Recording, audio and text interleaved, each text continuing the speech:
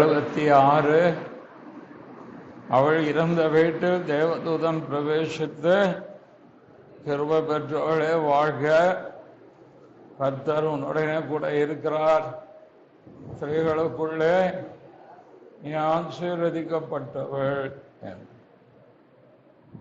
கிருபை பெற்றவளே நீ வாழ்க. பரலோகம் பூலோகத்தில் வாழ்கிற ஒரு ஸ்திரீயை, கன்னியை பார்த்து சொல்கிற வார்த்தை. பவுல் பிலோமோனை வாழ்த்தும் போது எப்படி கர்த்தராய் இயேசு கிறிஸ்துவின் கிருபை நாவிடனே கூட இருப்பதாக என்று வாழ்த்தினாரோ, அதே போலதான் பரலோகமும் பூமியில் இருக்கிற கன்னியை ஆகிய மரியாளை வாழ்த்தும் போது, கிருபை பெற்றவளே நீ வாழ்க. அந்த கிருபை எவ்வளவு முக்கியம் பார்த்தீர்களா? இந்த கிருபை தான் நம்மை தேவனுக்கு முன்பாக தகுதிப்படுத்துகிறது. மரியாள் அவர்கள் அவளோட பக்தியானவர்கள், யூத குலத்தில் ராஜவம்சத்தில் பிறந்த ஒரு கன்னிகை, தாவீதுடைய வம்சத்தில் வெளிப்பட்டவர்கள். அவர்கள் நியாயப்பிரமாணத்துக்கு உட்பட்டு வாழ்கிறவர்கள். அது எப்படி நீங்க சொல்ல முடியும்? நியாயப்பிரமாணத்துக்கு உட்பட்டு. ஆண்டவர் இயேசு பிறந்த பொழுது 8ஆம் நாளில் விருத்த சேதனம் பண்ண தேவாலயத்துக்கு வந்தார்கள். 2 புறாக்களையா பலியாக செலுத்தினார். அது பதிவு செய்யப்பட்டிருக்கிறது. ஆகவே நியாயப்பிரமாணத்தின்படி நடக்கிற ஒரு கன்னிகை, தேவன் அவளை வாழ்த்துவதற்கு காபிரியேல் தூதனை அனுப்பும் போது சொன்ன வார்த்தை, கிருபை பெற்றவளே நீ வாழ்க. அப்படின்னா நீ வாழ்ந்திருப்பாயாக, நீ சுயித்திருப்பாயாக, நீ மேன்மை அடைவாயாக, நீ கனம் அடைவாயாக. இதெல்லாம் அந்த வாழ்த்துக்குள்ள இருக்கும். நம்ம வீட்டுக்கு விருந்தாள் வந்தா, வாங்க வாங்க வாங்க வாங்க நம்ம வரவேற்கணும். ஒரு ஊழியக்காரர் சொன்னார், வாங்க வாங்க வாங்க போது மனசுலயே போவீங்க போவீங்க போவீங்க. ஆனா தேவன் அப்படி அல்ல. அவளை வாழ்த்தும் போது 2 காரியங்கள் சொல்லி வாழ்த்துறார். ஒன்று, கர்த்தர் உன்னுடனே இருக்கிறார். கர்த்தர் அவளோடு இருப்பதை பரலோகத்தின் தேவன் உறுதிப்படுத்துகிறார். சங்கீதக்காரன் சொல்லும் போது என்ன சொல்றார்? தேவரீர் என்னுடனே கூட இருக்கிறேன், மது கோலம் என்னை தேற்றம். உறுதியாக சொல்றார், நிச்சயத்தோடு பேசுகிறார். ஆனா இங்க மரியாதை பார்த்து வாழ்த்தும் போது அவளுக்கு ஒரு உறுதித்தன்மையை ஆண்டவர் அங்க கொடுக்கிறார். கர்த்தர் உன்னுடனே கூட இருக்கிறார். 2வது, ஸ்திரீகளுக்குள்ளே நீ ஆசீர்வதிக்கப்பட்டவள். இந்த 2 காரியத்தை சொல்லி வாழ்த்து சொல்ற. தேவனுடைய கண்களில் நமக்கு கிருபை கிடைத்தாக, தேவ கிருபை நம் வாழ்க்கை சந்திக்கும் பொழுது, அதை குறித்து நம்ம போன வாரம் பார்த்தோம்ல, தீத்து 2ல என்ன சொல்லப்பட்டு இருக்கிறது? 11ஆம் வசனம் ஞாபகம் இருக்கா? ஏனெனில் எல்லா மனுஷருக்கும் ரட்சிப்பை அளிக்கத்தக்க தேவ கிருபையானது பிரசன்னமாகும். இந்த தேவ கிருபை நம் வாழ்க்கையில் பிரசன்னம். என்னுடைய வாக்குகள் 1978 ஆகஸ்ட் 27 காலை ஆராதனையில் 10:45 மணிக்கு பிரசனமானது. அந்த கிருபை, விசுவாசத்தை, ரட்சிப்பை, தேவ உறவை, தெய்வீகத்தின் நன்மைகளை இந்த கிருபையானது ரட்சிப்பின் மூலம் கொடுத்தது. இன்னைக்கும் ஊழியம் செய்கிறோம் தேவ கிருபையில். அதுவும் தேவ கிருபை தான். பவுல் சொல்லும்போது கிருபையினால் அழைத்த தேவன். ஆகவே இந்த கிருபை நமக்குள் 2 ஆசீர்வாதங்களை கொடுக்கும். ஒன்று, கர்த்தர் உன்னுடனே கூட இருக்கிறார். இதை குறித்து யார் சொன்னா? நியாயாதிபதிகள் புஸ்தகத்தில் 6ஆம் அதிகாரமா திருப்பம் 12ஆம் வசனம். நியாயாதிபதிகள் 4:12. கர்த்தருடைய தூதனானவர் அவனுக்கு தரிசனமாகி, பராக்கிரமசாலியே, கர்த்தர் உன்னோடே இருக்கிறார். எனக்கு ஏகப்பட்ட கேள்விகள் இருந்தது. நமக்கு தெரியும், பிரசங்கத்தில் கேட்டிருக்கோம். கர்த்தர் என்னோடு இருப்பாரானால், அது கீழே அவன் கேட்டுக்கிட்டே வர்றான், எங்களுக்கு நேடுவான். இப்படிப்பட்ட கேள்விகளோடு இருந்த அவன்கிட்ட சொல்லப்பட்ட ஒரு வார்த்தை, கர்த்தர் உன்னுடன் என் கூட. நம்ம வாழ்க்கையில் பல கேள்விகள் இருக்கலாம். ஆனால் அதன் நடுவில் கர்த்தர் நம்மோடு கூட இருக்கிறார். 2வது, ஸ்திரீகளுக்குள்ளே நீ ஆசீர்வதிக்கப்பட்ட. அதனுடைய அர்த்தம் என்ன? நீ ஆசீர்வதிக்கப்பட்டவர்கள். நாம் ஆசீர்வதிக்கப்பட்டவர். தாவீதை குறித்து சொல்லும்போது 1 சாமுவேலில் சவுலே சொல்றார், தாவீது என் குமாரனே, அங்க தள்ளுப்பூச்சி விரட்டுற மாதிரி விரட்டிக்கிட்டு இருக்காரு, அங்க என் குமாரன் ஆகிய தாவீது. 1 சாமுவேல் 26-25. அப்பொழுது சவுல் தாவீதை நோக்கி, என் குமாரனாகிய தாவீதே, போதும், நீ ஆசீர்வதிக்கப்பட்டவன், போதும், நீ ஆசீர்வதிக்கப்பட்ட. நம்ம ஆசீர்வதிக்கப்பட்டோமா இல்லையான்னு கூட நமக்கு சந்தேகம் வந்துடுது. அடிக்கடி நாம் ஞாபகப்படுத்தி உறுதிப்படுத்த வேண்டிய வார்த்தை எபேசியர் 1ஆம் அதிகாரம் 3ஆம் வசனத்தை எப்பொழுதும் பின்பாகம், அவர் கிறிஸ்துவுக்குள் உன்னதங்களிலே ஆவிக்குரிய ஆசீர்வாதத்தினாலும் ஆசீர்வதித்திருக்கிறார். ஆகவே நாம் ஆசீர்வதிக்கப்பட்டவர்கள். கிறிஸ்துவுக்குள் ஆவிக்குரிய சகல ஆசீர்வாதம். நமக்கு அது இல்லையே, நினைச்சு உலகத்தாரை பார்த்து நாம இதெல்லாம் இருந்தாதான் ஆசீர்வாதம்னு நினைக்கிறோம். இவைகளெல்லாம் உங்களுக்கு இந்த தேவை என்று பரமபிதா அறிந்திருக்கிறார். கல்வி தேவையா? வேலை தேவையா? உனக்கு ஒரு வீடு தேவையா? உனக்கு நல்ல சுகம் தேவையா? பலன் தேவையா? இப்படி ஒவ்வொன்றை அறிந்திருக்கிறார். தேவன் அறியாது ஒன்று இல்லை.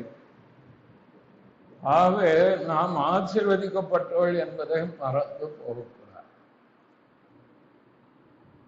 நான் ஆசீர்வதிக்கப்பட்டேன்.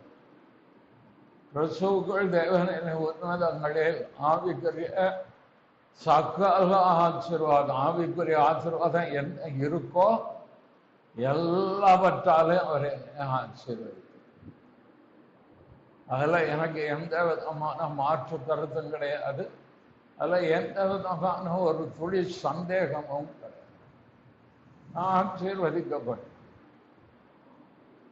அப்படியானால் நீங்கள் ஆசீர்வதிக்கப்பட்டவர் என்றால் குடும்பமும் ஆசீர்வதிக்கப்பட்டவர். சரி, ரெண்டாவது, யார் யாரை வாழ்த்தினார் என்றார்கள். ஆரியாள் 30:1-39. அந்நாட்கள் மரியாள் எழுந்து மலைநாட்டிலே யூதாவில் உள்ள ஒரு பட்டணத்திற்குள் தீவிரமாய் போய் சகரியாவின் வீட்டுக்குள் பிரவேசித்து எலிசபெத்தை வாழ்த்தினார். யார் வாழ்த்துறார்? உறவின் முறையை வாழ்த்து. மரியாளும் எலிசபெத்தும் உறவின் முறை உள்ளவர்கள். மரியாள் இந்த வார்த்தைகள் தேவனால் சொல்லப்பட்ட எல்லாம் வார்த்தைகள் வந்த பிறகு அவள் போய் எலிசபெத்தை வாழ்த்துகிறாள். எலிசபெத்தை வாழ்த்தின உடனே என்ன சொல்லி வாழ்த்தினாள் என்று நமக்கு இங்கே பதிவு செய்யப்படவில்லை. ஆனால் எலிசபெத்தை சொல்கிற ஒரு வார்த்தை அது தீர்க்க தரிசனமாக தேவனுடைய வெளிப்பாடாக அது இருக்கும். என்ன வார்த்தை? சிங்கப்பூர் அதே என்ன வார்த்தை? வெளிப்பாடா அல்ல தீர்க்க தரிசனமா? அவளுக்கு வாயிலிருந்து புறப்பட்டு வந்த எலிசபெத் வாயில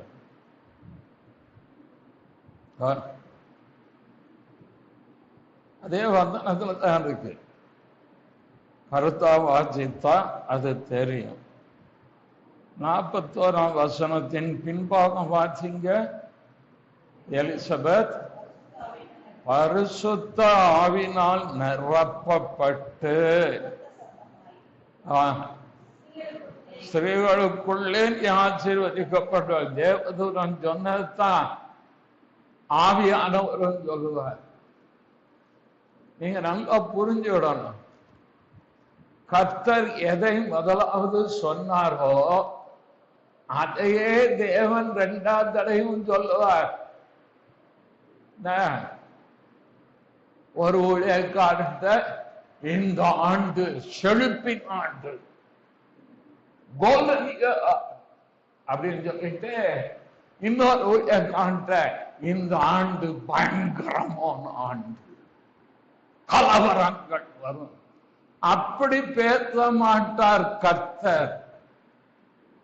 தெய்வத்தை அறிந்து கொள்ளணும், தெய்வத்தினுடைய காரியங்களை புரிந்து கொள்ளணும். பரிசுத்த ஆவியானவர் அல்லது தேவனுடைய வெளிப்பாடு இவருக்கு என்ன வந்ததோ அடுத்ததை உறுதிப்படுத்தணும்னா அதே தான் என்கிட்ட வரும். இங்க ஒருத்தட்ட ஒண்ணு அங்க ஒருத்தட்ட ஒண்ணு சொல்றது தேவனுடைய காரியம் அல்ல. பரிசுத்த ஆவியானவர் அப்படி செய்ய மாட்டார். என்கிட்ட ஒருத்தர் ஆலோசனை கேட்க வந்த, நான் சொன்ன ஆலோசனை அவருக்கு பிடிக்கல. ஏன்னா அவருடைய விருப்பத்துக்கு மாறாக அது இருந்தது. அவருக்கு அது விருப்பம் இல்லை. நான் சொல்ல, நீ விரும்பினாலும் சரி, நீ விரும்பாட்டாலும் சரி, இதுதான் தேவன் சொல்கிற காரியம், இதுதான் கர்த்தர் சொல்ல. போயிட்டார். 6 மாதம் கழிச்சு திரும்ப வந்தார். நீங்க சொன்னதான் தேவன் அதே காரியத்தை வெளிநாட்டிலிருந்து வந்த ஒரு மிஷனரி மூலமும் என்கிட்ட சொன்னார். என்ன விஷயம் சொல்லுங்க. நான் அந்த மிஷனரிக்கு டிரான்ஸ்லேட் பண்றதுக்கு ஹெல்ப் பண்ண இருந்தேன். அவர் என்ன பார்த்தாரு, நீ ஏன் ஒரு மாதிரி வாடி முகத்தோடு இருக்கிறாய்? யோசேப்பை பார்த்தார் தெரியுமா, சிறைச்சாலையில. வாடி முகத்தோடு நீங்க 2 பேர் ஏன் இருக்கிறீர்கள்? உங்கள் பிரச்சனை என்ன? என்னிடத்தில் சொல்லுங்கன்னு சொன்னார்ல. அது மாதிரி நீ ஏன் வாடி முகத்தோட இருக்கானுன்னா என்கிட்ட சொன்னா அதே பிரச்சனைய அவர்கிட்ட பிரச்சனை ஒண்ணும் கிடையாது. அவர் இருதயத்துல இருந்த விருப்பத்தை சொன்னாரு. 2 நாள் டைம் கூட நான் உனக்கு பதில் சொல்றேன்னு அவர் போயிட்டார். 2 நாள் கழித்து வந்து, நான் என்ன என் மூலம் கர்த்தர் பேசினாரோ சொன்னார், சேம் வேர்டு, அதே காரியத்தை எடுத்து சொல்லி நீ விட்டு தேவனுக்கு ஏன்ட்டு வந்து கேட்காரு ஊழியக்கார், இது எப்படியா கரெக்டா வருது? நான் சொன்னது கர்த்தருடைய ஆவியானவர் சொன்னதை சொன்னேன். ஆவியானவர் ஒருவரை ஒரு மாத்த மாட்டார். அதேதான் கர்த்தருடைய ஆவியானவர் மூலம். இத கூட தெரிஞ்சு கொள்ள முடியாத ஊழியக்காரர்கள்.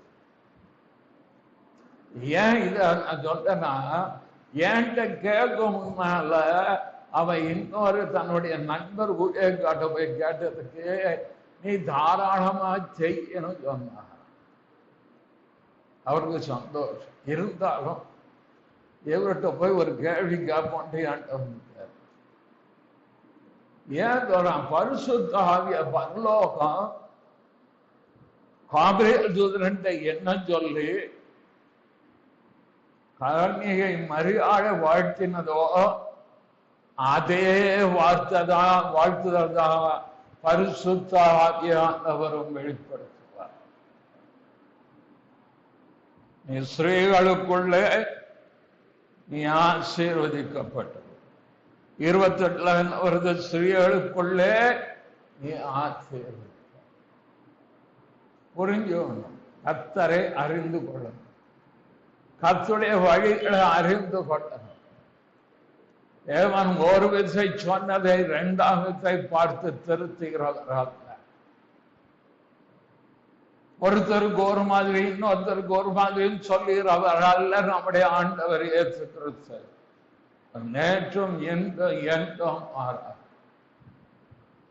எத்தனை ஊழியக்காரங்க எத்தனை தீர்க்க தரிசனம் சொல்றாங்க. வெளிப்பாடு வருஷம் துவங்கிட்டா கர்த்தர் அதை பேசினார், இதை பேசினார்.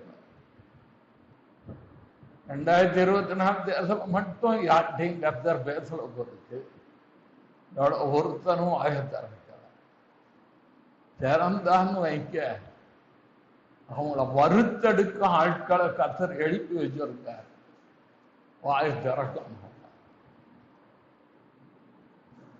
ஒன்றை அறிந்து கொள்ளணும், பரலோகம் எதை முதலாவது சொன்னதோ அதைத்தான் பரலோகம் அடுத்ததும் சொல். இந்த சத்தியங்களை நாம புரிந்துகிட்டா நாம் ஆராதிக்கிற தேவன் எப்படிப்பட்டவர்கள் அறிவு.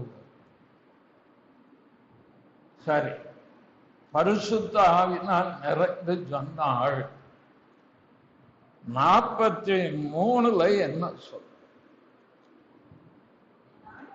என் ஆண்டவருடைய தாயார் என்னிடத்தில் வந்தது எனக்கு எதினால் கிடைத்தது. இதுதான் வெளிப்பாடு. முதல்ல சொன்ன தீர்க்க தரிசனமாக அவள் சொல்கிறாள். 2வது அவளுக்குள் ஒரு வெளிப்பாடு வருது. என்ன வெளிப்பாடு?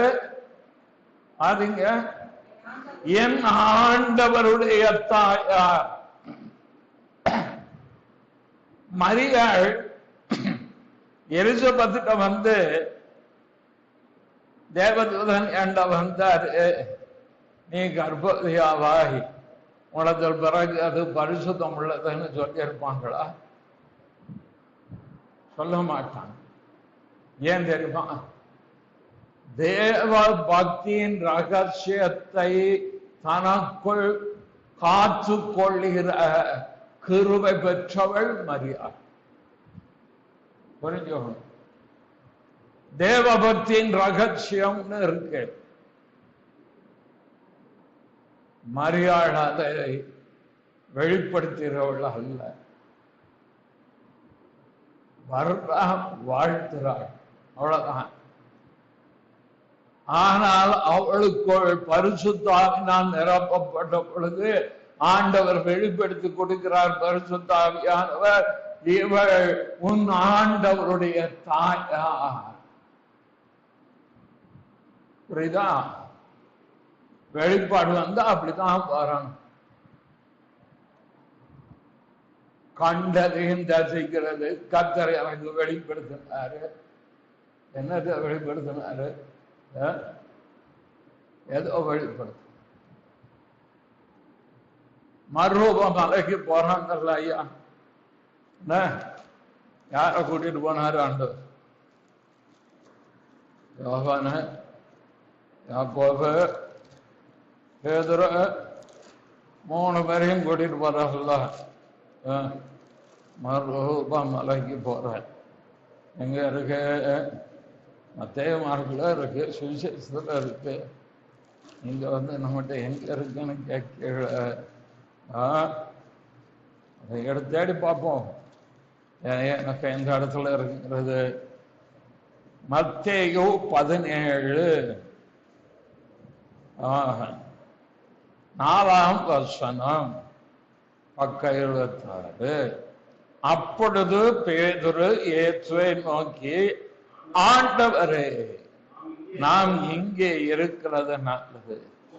உமக்கு சித்தமானால் இங்கே உமக்கு ஒரு கூடாரமும், மோசேக்கு ஒரு கூடாரமும், எலியாவுக்கு ஒரு கூடாரமாக 3 கூடாரங்களை போடுவோம்.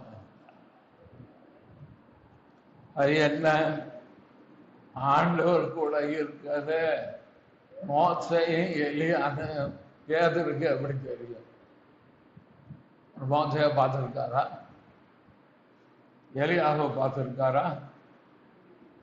எப்படி தெரியும்? மோசையும் எலியாவும் தான் பேசுறாங்கிறது பேதுருக்கு. அதுதான் கர்த்தர் கொடுத்த வெளிப்பாடு. தான் சொல்லுகிறது என்னதென்று தெரியாமலே அவன் பேசினான் ஒரு இடத்துல வரும். மோசேயும் எலியாவும் என்பதை அவனுக்கு வெளிப்படுத்தி கொடுத்த கர்த்தருடைய ஆவியம். அவன் சொன்னது கரெக்டா தப்பா? கரெக்ட். ஏன்னா அது முடிஞ்ச உடனே ஆண்டவர் இந்த தரிசனத்தை நீங்கள் நான் உயிர்த்தெழுத வரைக்கும் நீங்கள் என்ன செய்யக்கூடாது? என்ன செய்யக்கூடாது? சொல்ல கூடாது. 9ஆம் வசனம், அவர்கள் மலையிலிருந்து இறங்குற போது இயேசுவை நோக்கி, மனுஷகுமாரன் மரித்தொழுந்து எழுந்திருக்கும் வரைக்கும் இந்த தரிசனத்தை ஒருவருக்கும் சொல்ல மறைச்சு வச்ச சொன்ன. பார்த்தீங்களா? தேவ பக்தியின் ரகசியம் இருக்கிறது நம்முடைய வாழ்க்கையிலையும் இருக்கு. இந்த தரிசனத்தை நீ சொல்லாத, நான் உயிர்த்தெழுந்த பின்பு சொல்ல வேண்டிய ஒரு நேரம் இருக்கும். அந்த நேரம் நீ சொல். அது வரைக்கும் 3 பேரும் சொல்லலையே, மற்ற 9 பேருக்கும் நாங்கள் மோசேயை கண்டோம், நாங்கள் எலியாவை கண்டோம். நம் ஆட்கள் ஏதாவது ஒன்ன லேசா பார்த்துட்டா போதும், கர்த்தர் எனக்கு இதை காமிச்சா. யோசேப்பு மாதிரி தரிசனம் கண்டேன், எவ்வளவு என் காலில் விழுவ. நீ மட்டும் இல்லை, அப்பாவும் அம்மாவும் சேர்ந்து விழுவாங்க. அப்படியா? வா வா மகனே வா, நேரம் வரட்டும், யார் யார் காலில் விழுறா பார்ப்போம். குழியில தூக்கி போட்டான். அது சத்துருக்கு தெரியாது. நீங்க ஏன் போய் பிதாவுக்கு காட்சி கொடுக்கீங்க? குடும்ப ரகசியம் உண்டு, ஊழிய ரகசியம் உண்டு, தேவ பக்தியின் ரகசியம் உண்டு, பிரதிஷ்டையின் ரகசியம் உண்டு, உடன்படிக்கையின் ரகசியங்கள் உண்டு. இதெல்லாம் ஆவிக்குரிய ரீதியில நமக்கு தெரிஞ்சிருந்தா ரொம்ப நல்லது. உடனே ஊர் பூரம் போய் சொல்லு, என் பிள்ளைக்கும் மாப்பிளம், என் பிள்ளைக்கும் மாப்பிளம், என் பிள்ளைக்கும் மாப்பிளம். அவன் ஏற்கனவே பொறாமையும் காய்மாரமா இருப்பான். வந்துட்டா உடனே அந்த மாப்பிள்ளை வீட்டுக்காரன் போட்டு என்ன செய்ய கொடுத்து விட்டுவான். சொல்லக்கூடாது, அடக்கி வைக்க.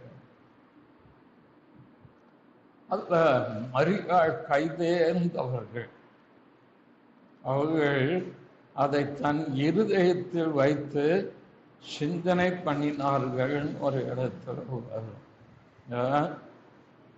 அது துக்கால தான் வரும். இருதயத்தில் வைத்து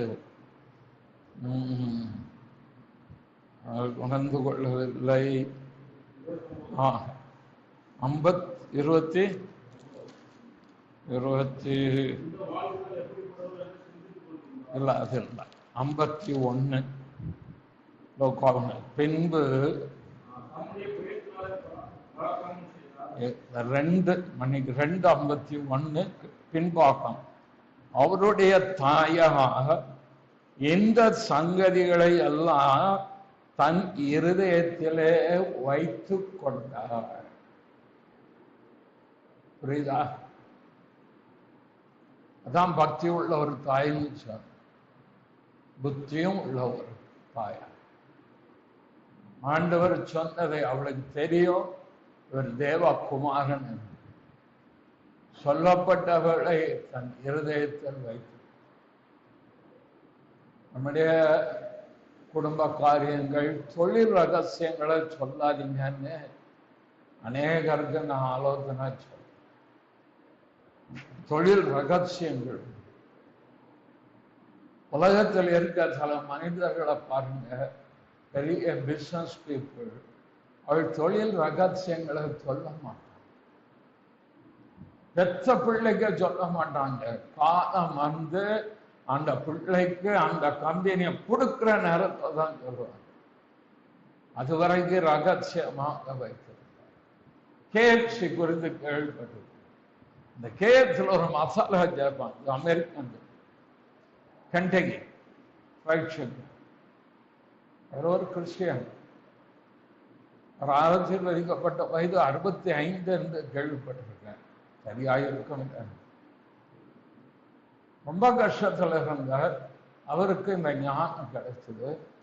அவர் அதை வியாபாரமாக ஆரம்பித்தார். கோடீஸ்வரன், உலகம் எங்கும் KFC பிரபலம். அந்த மசாலாவுடைய ரகசியம் குறிப்பிட்ட ஆளை தவிர வேறு யாருக்கும் தெரியாது.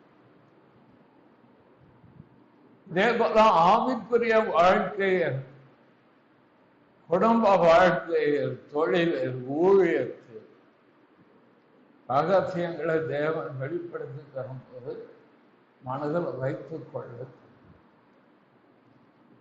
அவர் சொல்றான், ஆண்டவருடைய தாயார் என்னிடத்தில் வந்தது எனக்கு எப்படி கர்த்தர் வெளிப்படுத்துகிறார். ஒவ்வொரு வாழ்த்தலுக்குள்ளும் ஒரு ரகசியம் இருந்துகிட்டே. நம்ம ஆண்டவர் சொன்னார், நீங்கள் ஊழியத்துக்கு போங்க, 2 பேராய் போங்க. நீங்கள் ஒரு வீட்டுக்குள் பிரவேசிக்கும் போது அந்த வீட்டை என்ன செய்யுங்கள்? வாழ்த்துங்கள். புதுசா ஒரு வீட்டுக்கு போனா நீங்கள் என்ன செய்யுங்கள்? வாழ்த்துங்கள். எங்க இருக்கு? மத்தேயு 10:12. ஒரு வீட்டுக்குள் பிரவேசிக்கும் போது அதை வாழ்த்துங்கள். என்ன வாழ்த்துறோம்? புதுசா ஒரு வீட்டுக்கு போறோம், கூப்பிடுறாங்க, சுவிசேஷத்தை வார்த்தை, கர்த்தர் உங்களை ஆசீர்வதிப்பாராக,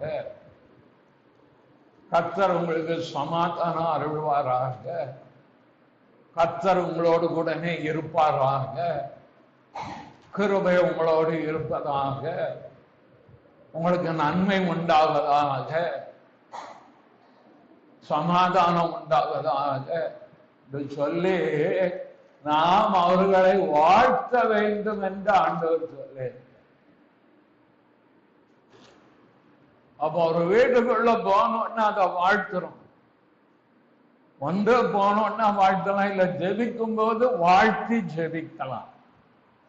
அந்த வாழ்த்துதலுக்கு அவன் உரியவனாய் இருந்தால் அந்த வாழ்த்துதல் அவனுக்குள் போக, இல்லைன்னா அது உங்ககிட்டே திரும்ப. நான் ஆசீர்வதிப்பதே அன்றே சபிக்காது. பிள்ளைகளை ஆசீர்வதிக்கணும், மர்மமாக சம்பந்தி சபையாரா ஆசீர்வதிக்கும், நீதித்தவரை ஜபித்தவனை ஆசீர்வதிக்கிறோம், தேசத்தை ஆசீர்வதிக்கும், உடன் பிறந்தவர்களை ஆசீர்வதிக்கும். ஆசீர்வதிக்க நீங்க ஆரம்பிச்சிட்டீங்கன்னா உங்கள் வாயிலிருந்து ஆசீர்வாதத்தின் வார்த்தை தான் வரும், சாபத்தின் வார்த்தை வர. அப்படி ரெண்டும் வந்தா என்னன்னு என்ன சொல்றாரு யாக்கோபு? சபித்தலும் துதித்தலும் ஒரே வாயிலிருந்து புறப்படலாக. 3:10 துதித்தலும் சபித்தலும் என்று புறப்படுகிறது என்று சொல்லி இப்படி இருக்கலாகாது சொல்லிட்டு ஒரு உதாரணம். ஒரே ஓட்டு கலந்து தித்திப்பு கசமான தண்ணீர் சுராக்குமா? அப்ப நம்முடைய இருதயம் சரியாய் இருந்து, எண்ணங்கள் சரியாய் இருந்து, அடுத்தவர்கள் வாழ்ந்திருக்கணும், செய்திருக்கணும், நானும் ஆசீர்வதிக்கப்பட என் கூட இருக்கணும், ஆசீர்வதிக்கணும், நானும் வாழ்ந்திருக்கணும், என்னோடு இருப்பவர்களும் வாழ்ந்திருக்கணும், நானும் முன்னேறணும், என்னோடு இருப்பவர்களும் முன்னேறணும். தாவீத வாழ்த்துறாங்க. எப்படி வாழ்த்துறாங்க தெரியுமா? உமக்கும் சமாதானம், உமக்கு உதவி செய்கிறவர்களுக்கும் சமாதானம்.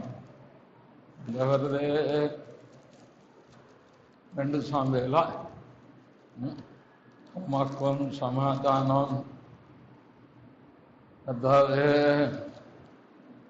உமக்கும் சமாதானம், உமக்கு உதவி செய்தவர்களுக்கும் சமாதானம்.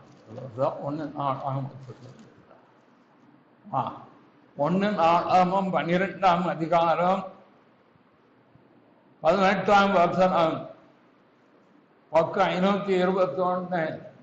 அப்பொழுது அதிபதிகளுக்கு தலைவனான அமாசாயின் மேல் ஆவி இறங்கினதினால் அவன், தாவீதே, நாங்கள் உம்முடையவர்கள், ஈசாயின் குமாரனே உமது பட்சமாய் இருப்போம், உமக்கும் சமாதானம் சமாதானம், உமக்கு உதவி செய்கிறவர்களுக்கு சமாதானம், உம்முடைய தேவன் உமக்கு துணை நிற்கிறான். எப்படி கர்த்தருடைய ஆவியானவர் 1:12 எப்படி வாழ்த்துறார் பார்த்தீங்களா? உனக்கு சமாதானம், உனக்கு உதவி செய்கிறவர்களுக்கும் சமாதானம். எப்போதும் அப்படியா ஜெபம், ஆண்டவரே எனக்கு மட்டும் இல்லை, எனக்கு எத்தனையோ பேர் உதவி செய்யறாங்க, ஆவிக்குரிய ரீதியில் உதவி செய்யறாங்க, ஊழியத்தில் உதவி செய்கிறார், ஜீவத்தில் உதவி செய்யறான், நண்பர்கள் உதவி செய்யறான். அன்னைக்கு கூட ஆபீஸுக்கு போக வேண்டியதே ஒரு நண்பர் எனக்கு துணையா வந்து எல்லாத்தையும் அவரே நின்று கூட இருந்து, எனக்கும் சமாதானம், எனக்கு உதவி செய்கிறவர்களுக்கும் சமாதானம். இதான் ஒரு பிள்ளையுடைய ஆசீர்வாதம். ஆண்டவர் எப்படி வாழ்த்துவார் என்றால், உன்னையும் ஆசீர்வதிப்பேன், உன் கூட இருக்கவனையும் ஆசீர்வதி. அது எப்படி? அது எப்படி சொல்லி கூட இருக்கணும்? ஆபிரகாம் கூட யார் வந்தால் லோத்தை கர்த்தர் ஆசீர்வதித்தார், ஆசீர்வதிக்கலையா? ஆபிரகாமோட இருந்ததுனால தான் லோத்துக்கு ஆசீர்வாதம். என்னைக்கு லோத்து ஆபிரகாம் விட்டு வெளியே போனாங்களோ எல்லாம் இழந்து ஓட்டாண்டி ஆகி ஓடியே போயிட்டு ஒரு கேடான சந்ததியை உருவாக்கிட்டு. நாம் தேவனோடு இருக்கும்போது அது நமக்கு ஆசீர்வாதம். தேவ பிள்ளைகள் ஐக்கியத்தில் இருப்பது நமக்கு ஆசீர்வாதம். அப்ப ஆபிரகாமை ஆசீர்வதிக்கும் போது அப்படியே ஆண்டவர் லோத்தையும் ஆசீர்வதித்தார்.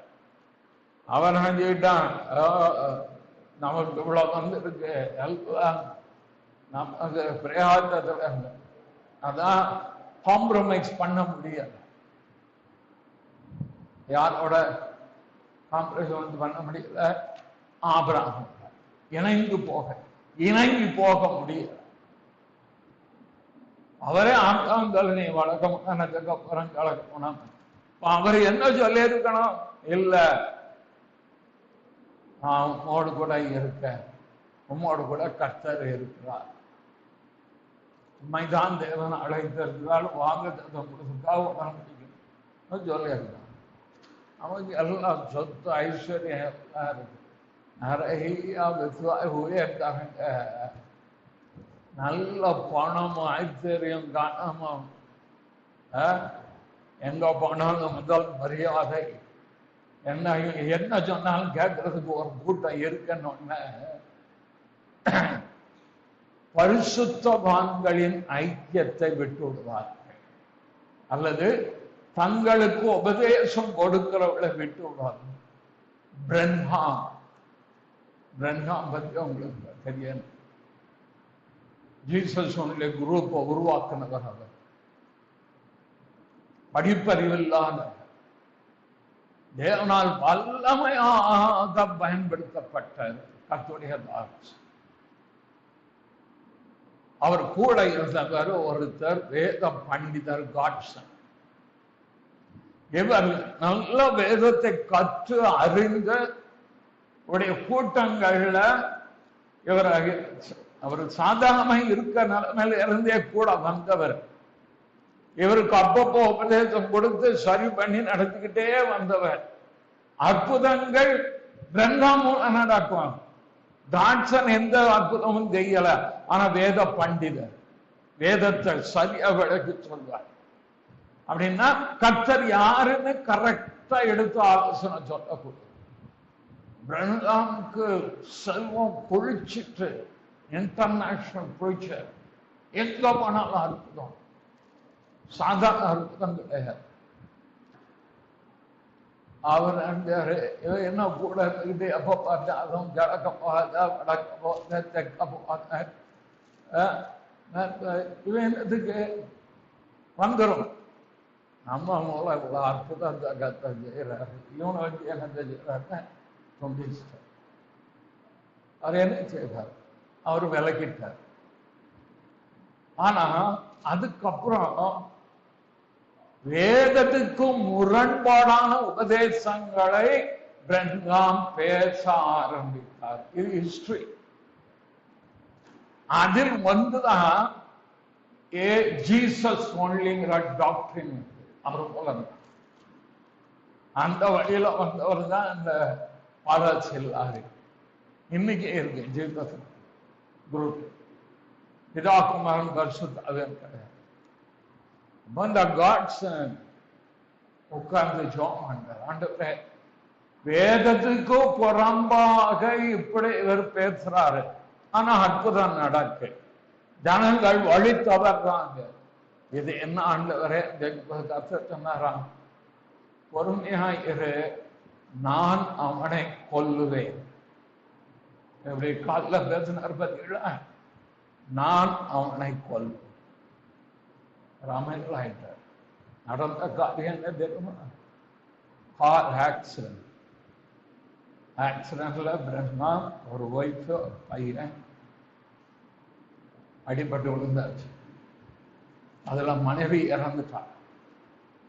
இவருக்கு உயிர் வதச்சுக்கிட்டு பையனுக்கு சுயநினைவு எதற்கு அப்பா அம்மா இறந்துட்டாங்க. ஒரு சொன்ன பார்த்து நடந்தது எல்லாம் எடுத்துப்பான், என் கையை தூக்கி அவன் மேல போடுனாரா. எவ்வளவு பெரிய ஊழியக்காரர்கள் சொல்ற, என் கையை தூக்கி அவன் மேல கையை தூக்கி போட்ட உடனே அந்த அம்மாவுக்கு உயிர் வந்துட்டு இவர் இதுதான் அவருடைய முடிவு. இன்னைக்கு வரைக்கும் ஆவிக்குரிய சரித்திரத்தில் அவர் பேர் எழுது. தவறான உபதேசத்தை கொண்டு வந்து உலகமெங்கோ அற்புத அடையாளம் வரும்போதுதான் நடந்தாலும் ஜனங்கள் வழி தவறி போவதற்கு இந்த சத்தியத்தை கேட்க அவருக்கு எப்போ மனதில் எப்போ ஆண்டோடைய வார்த்தைக்கு செவி கொடுக்க மனதில்லையோ கர்த்தர் அவர் அப்படியே கைவிட்டார். கர்த்தரே நின்று அவனை கொண்டார். ஏன் தெரியுமா? என்றைக்கும் நம்முடைய ஐக்கியம் ஆரோக்கியமான உபதேசம் கொடுக்கிற ஆளோட இருந்துகிட்டே இருக்கும். நம்மளை திருத்தக்கூடிய, நம்மளை வழிநடத்தக்கூடிய, நமக்கு போதிக்கக்கூடிய ஒரு ஆளை என்னைக்கும் மேல வச்சு நாம் எவ்வளவு வளர்ந்தாலும் சரி, தாவீது அபிஷேகம் பெற்றவர் ராஜா சமத்தை எதிர்த்தான். ஒருபட்ட பேர்களை சாத்தான் தூக்கி விட்டான். ஜனத்தை யோசுவா சொல்றாரு வேண்டாம், யோபாம் சொல்றாரு வேண்டாம், நான் சொன்ன வச்சு கடையில் கர்த்தருடைய கரத்தில் ஒழுவேனாக நாம் எவ்வளவு உயர்த்தப்பட்டாலும் நம்மை வழி நடந்த ஒரு ஆள் இருந்துகிட்டே அது குறை சொல்கிறதாக நினைக்கப்படாது, குறைவை நிறைவாக்குறவர்களாக எனக்கு மேல் ஆள் வச்சிருக்கு. சமயத்துக்கு அந்த ஆலோசனை வந்துச்சு, சீர்படும். என் காலில் கொடுத்த செய்தி எப்படி இருக்கு போட்டு வறுத்து எடுத்தால அதான் பேசுவார். அவர் நம்ம மேல் பிரியமாக இருக்கிறார். நல்ல பிதாவே, நன்றியோடு